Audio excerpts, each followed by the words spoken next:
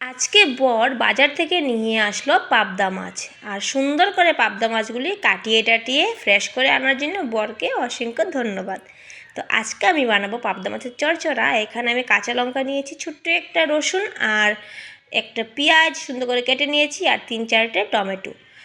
তো দেখো এখানে আমি ফিশগুলি ভালো করে ফ্রাই করে নিয়েছি আর পেস্ট করেছি। বেশি ছিল টমেটো, তার জন্য দুভাগে পেস্ট করেছি। ফার্স্ট ভাগ তো সুন্দর করে পেস্ট করে নিয়েছি, সেকেন্ড টাইমে কি ঘটনা ঘটেছে দেখো ফ্রেন্ডস আমার সাথে। এমন আমার সাথে প্রায়ই হয়। তো টমেটো একটু বেশি ছিল, তার জন্য কি হয়েছে, গ্রাইন্ডার থেকে সবগুলো ছিটকিয়ে পড়ে গেল। আর দেখো সব নোংরা হয়ে গেল। আচ্ছা যাই হোক, তারপর আমি একটি ননস্টিক বসিয়ে দিয়েছি, আর এখানে দিয়ে দিলাম আমি তেল। রাইস ব্রেন অয়েল আমরা ইউজ করি, তো রাইস ব্রেন অয়েল দিয়ে দিলাম। রাইস ব্রেন অয়েলটা গরম হওয়ার পর পেস্টগুলি ঢেলে দিলাম। তো পেস্টগুলি ঢালার পর আর কি, তুমি তো জানোই ভালো করে নাড়াচাড়া করতে হবে। তো আমি ভালো করে নাড়াচাড়া করে নিলাম। নাড়াচাড়া করার পর এখানে আমি স্বাদ অনুসারে দিয়ে দেব নুন। নুন দেওয়ার পর তারপর আমি দিয়ে দিলাম হলুদ গুঁড়ো আর একটু জিরার গুঁড়ো। আর আমার বর আর আমিও বেশি মশলা খাওয়ার পছন্দ করি না।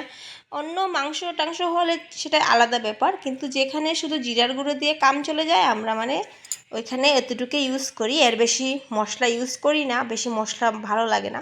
তো আমি শুধু জিরার গুঁড়া আর এখানে লঙ্কা, তো কাঁচা লঙ্কা ছিল, আর হলুদ গুঁড়ো আর নুন দিয়েই সুন্দর করে ভালো করে আমি এটাকে নেড়ে চেড়ে নেব। ভালো করে নেড়ে চেড়ে নেওয়ার পর একদম ভালো করে ফ্রাই করে নেব, যত টাইম না শুকিয়ে যায়।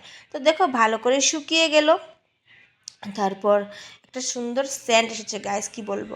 তারপর আমি দিয়ে দিলাম জল। জল দেওয়ার পর, যেহেতু আমি বানাবো এটা পাবদা মাছের চচ্চড়া, তার জন্য জলটা একটু কম দিয়ে দিয়েছি। তো দেখো ভালো করে ঢেকে ঢেকে দেবো। তারপর ঢাকনা উঠানোর পর না গাইস, এইরকম একটা ফ্লেভার এসেছে, কি বলবো। দেখো সুন্দর উতলোচ্ছে। তারপর আমি দিয়ে দিলাম পাবদা মাছ ভাজাগুলো। তারপর দেখো পাবদা মাছ দিয়ে দেওয়ার পর এখানে এই যে আমি দিচ্ছি পাবদা মাছ, আর পাবদা মাছগুলো দিয়ে দেওয়ার পর না গাইস আবার ভালো করে ঢেকে দেব। ঢেকে দেওয়ার পর একটু উতলোচ্ছে। উতলানোর পর দেখো কি সুন্দর একটা ফ্লেভার এসেছে, তাই না? আর সত্যি এত সুন্দর একটা সেন্ট এসেছে না, আমি বলে বোঝাতে পারবো না। তারপর আমি ধনেপাতা কুচি দিয়ে দিলাম এখানে। আর আমার রান্না তো অলমোস্ট রেডি। তারপর আবার ভালো করে ঢেকে চেকে দিলাম। ঢেকে দেওয়ার পর যখন উঠালাম, তারপর দেখো গাইস কি সুন্দর হয়েছে আমার রান্না। সত্যি নিজের রান্না নিজের তারিফ করছি আমি, কি বলবো।